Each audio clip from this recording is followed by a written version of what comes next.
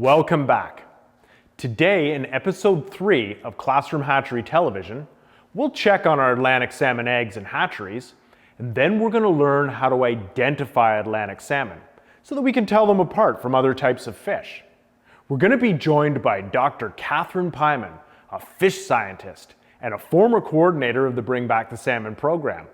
Catherine's going to teach us a bit about how to identify Atlantic salmon and a bit about Atlantic salmon lives. Then we're going to be joined by another special guest, Johnny Nene, who is one of our OFAH Fitzsimmons Fish and Wildlife Conservation interns. Johnny's going to be joining us for the rest of our episodes, bringing us a fun segment called Fishy Facts, where Johnny is going to be teaching us about other types of cool fish from around the world. Let's start by checking on our eggs and hatcheries. All right, so checking on tank number 1. The filter is running. We can see the waterfall coming out of it. The air pump is running with bubbles coming out of the air stone. And our temperature is 3 degrees Celsius. Now our target for this tank is 4 degrees, but it isn't going to hold steady at exactly that temperature. It will vary between 3 and 5, so this is okay. Now that we have our eggs, we'll also check on them. What I'm looking for is to see if they're starting to hatch, and also to see if any of them have turned white, which means that they are dying. We likely will have some that will die. That is perfectly normal. But if there are a bunch of them dying, then we might have an issue that we need to resolve. None of them have turned white, and none of them are looking like they're getting close to hatching. Let's check on tank number 2. Filter, check. Air pump. Oh, Houston, we have a problem. No bubbles are coming out of the air stone. So what I'm going to do with this air stone is I'm going to start back over here where it's plugged in and make sure it's got power. I follow the cord along and I see that it's plugged in. And I know that this receptacle has power because the filter is also plugged into it. But maybe it's just this one plug. So I'll unplug it, plug the filter in where it was plugged in, and that filter just started right back up. Plug the air pump in, and I can actually hear the air pump. Let's have a look at the air pump. Aha! Here's the culprit. It's come unplugged. Must have gotten pulled off maybe when I was moving something around. It was working yesterday, so it probably happened today. So I just got to make sure that that's nice and tight on there. Oh, and there goes our bubbles. All right, the air pump has been fixed. The hose got pulled off. Let's check the temperature. And the temperature of tank number 2 is 7 degrees Celsius. So it's sitting right at the temperature we want it to be. Let's check the eggs in this tank. And once again, I'm looking for any eggs that have turned white. And that might happen. We might get some. But if we start seeing a lot go white, then we know that there might be something wrong in there. But everybody's looking pretty good right now. And they look pretty much identical to what they looked last week. So over the course of a week, there hasn't been much of a change, nothing that we can notice anyway. There's probably actually been a fair bit of change that's gone on inside the egg. So, tank number 2 is now good as well, once we rectified that air stone problem. Both tanks are good. If you fish, it's important for you to know and follow the rules about when and how many of a particular species you can target and keep. When it comes to Atlantic salmon, this is extremely important so that we're able to bring this important species back to Lake Ontario. If you fish or if you don't, learning how to identify different species of fungus, plants, and animals apart from one another can be a doorway into learning about the wonderful diversity of life that exists on our planet. How do we tell one species of fish from other species of fish? In simple terms, we're looking at characteristics of shapes, sizes, colors, the presence and absence of certain body parts, and the placement of body parts in relation to other parts of the fish. Some fish have unique features, like barbels. Some have one dorsal fin, some have two. Some have stripes, and some have spots. The salmon family, collectively known as salmonids, include salmon, trout, char, freshwater whitefish, and grayling. They all have slender bodies and this fleshy fin on their back near their tail called the adipose fin. Some members of this group, like lake trout, have a dark body with light spots, and other members, like our Atlantic salmon, have a light body with dark spots. In Lake Ontario, there are several species that look like Atlantic salmon. The rainbow trout, brown trout, Chinook salmon, and coho salmon. I'll now turn it over to Catherine to teach us how to identify Atlantic salmon from these species.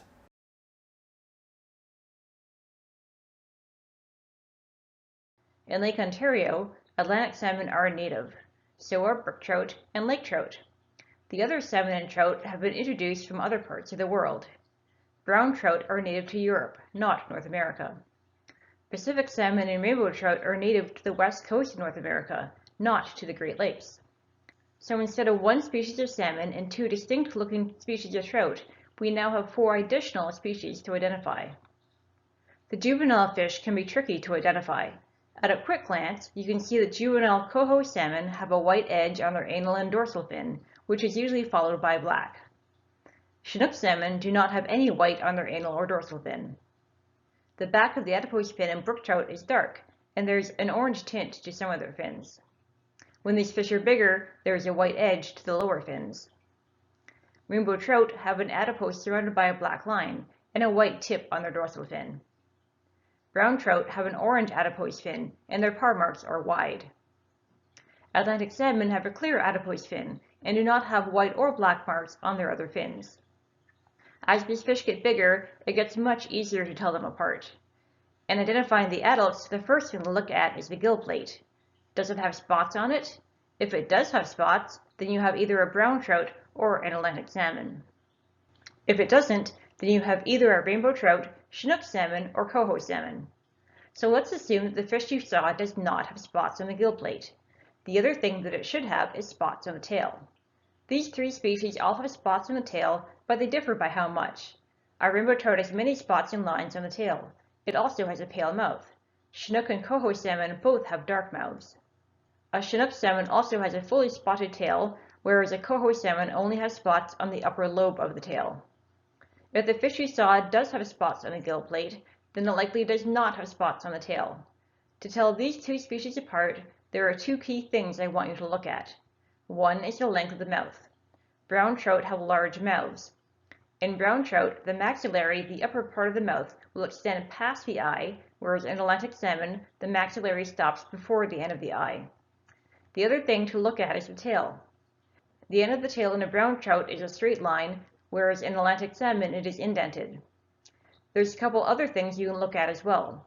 Brown trout tend to still have orange in their adipose fin, whereas Atlantic salmon do not, and brown trout tend to have much more spotting that goes further down the body compared to Atlantic salmon. Now let's talk a little about life history in Atlantic salmon. As juveniles, they may spend 1 or 2 or 3 years in the stream before they leave. Then they will spend 1, 2, or 3 years in the lake eating and growing. When they finally migrate back upstream as an adult, they reduce feeding. That means they're using their internal energy to prepare for spawning. That involves reabsorbing some of the calcium in the scales on their body. As biologists, we can take one of those scales and look at it under a microscope.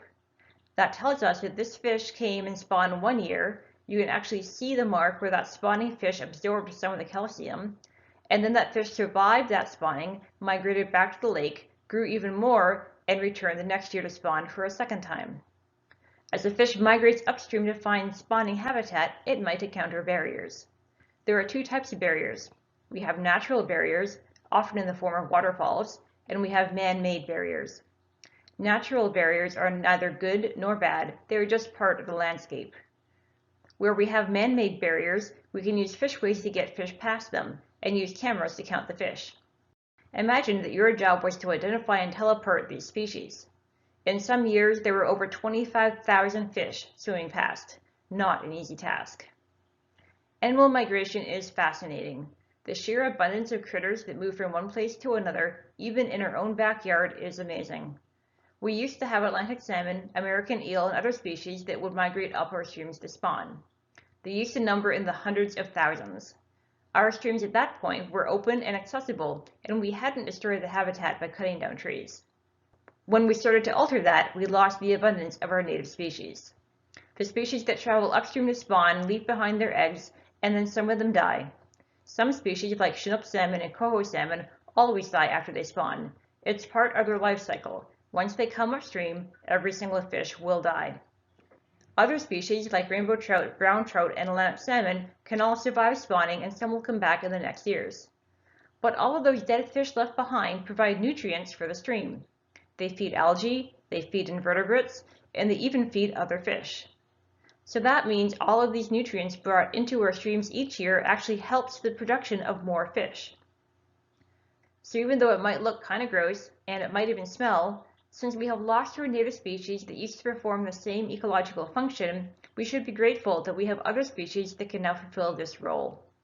So next time you're outside, I hope you'll appreciate the abundance and the diversity and the function of all these fish. And welcome everybody. I'm Johnny Nene, and I'm the OFAH Fitzsimmons Financial Group Fish and Wildlife Conservation Intern. And I'll be your host through a series of segments called Fishy Facts. During these episodes, I'll be giving you guys a scoop on some cool native, invasive, and exotic fish species from around the world. Together, we'll investigate their life histories and unique adaptations that illustrate the incredible diversity of fish. And to kick things off, I've got something special for you guys this week. We're going to talk about an ancient fish from our own backyard, the Lake Sturgeon. Let's take a look. Okay, let's talk a little bit more about Lake Sturgeon. Lake Sturgeon are Ontario's largest and longest living freshwater fish. They're ancient and they've remained largely unchanged for 200 million years. And they're huge. They can reach lengths of 2.2 meters and weigh over 240 pounds. That's heavier than the average NFL linebacker. They can also reach ages of over 150 years old. But what do they look like? Let's take a look. Here we have a replica of a lake sturgeon. As you can see, they have torpedo-shaped bodies with elongated snouts that have 4 barbels underneath on the ventral side. Their heads are bony, but their internal skeletons are made mostly of cartilage, which is the same stuff that our noses are made out of. They also have 5 rows of bony plates that run along their body called scutes, which slowly disappear as the fish grow older. Young lake sturgeon can be gray or brown to greenish gray in color and have varying degrees of black splotches that slowly disappear once they reach about 60 centimeters in length. Adults, as you can see, are gray or olive brown with white bellies. Lake sturgeon live in cool waters at the bottom of deep lakes, rivers, and streams. They prefer sandy or silty substrates, but have also been found over gravel and cobble. They're bottom feeders, and they use the barbels under their snout to help them detect their prey items, which can consist of worms or leeches, aquatic insect larvae, mollusks, crayfish, or other small organisms. They lack teeth, so they use their extendable lips to suck up their prey items as they're cruising along the bottoms. And lake sturgeon take a very long time to reach maturity. Males aren't ready to spawn until they're about 20 years of age, and females not until they're about 25 years of age. Once reaching maturity, a female may only spawn once every 4 to 6 years, and they'll travel up to 400 kilometers to their spawning grounds, which are in fast-flowing streams. Depending on their age and size, a female may lay up to 500,000 eggs at one time. The eggs are deposited over top of rocks and logs to which they adhere. Now let's talk a little bit about the history of lake sturgeon in Ontario. Lake sturgeon were once prolific across all of the Great Lakes.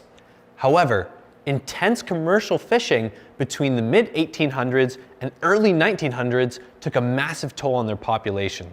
Many populations have yet to recover, and there are currently 3 populations that are listed as at risk in Ontario.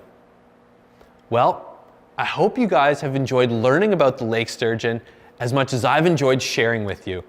So please be sure to tune in next time where I'll have some more cool and exciting fishy facts. Thanks guys, we'll see you next time.